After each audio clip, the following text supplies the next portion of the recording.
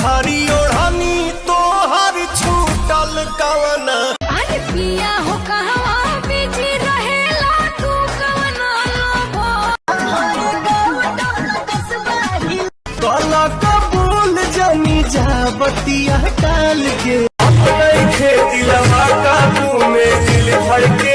सोम्या पोखरेल जी सिर्फ खेसारी जी के साथ ही देखने को मिलेगी या अदर स्टार के साथ जैसे पवन जी के साथ भी कभी देखने को मिलेगी? कौन है पवन जी?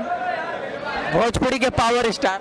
हम नहीं जानते। रील बनावत रहलू मेकअप को के गए। अब जानते हैं तो हमको पता चला कि वो बहुत अच्छे सिंगर है पवन भैया। कर रहा है जो सोम्या पोखरेल जी ऐसा बोली हैं कि मैं पवन जी को नहीं जानती हूँ, क्या कहना चाहेंगे इस बारे में? नहीं, ऐसा बात नहीं है, पवन जी को सब लोग जानते हैं। वो इंटर पवन जी को नहीं जानते हो, क्या कहना चाहेंगे टुनटुन यादव? नहीं, ये गलत बात है। भोजपुरी में जो भी एंट्री करता है तो पवन खेसारी का नाम हर लोग जानता है, चाहे कोई भी हो, कहीं से चल के आए।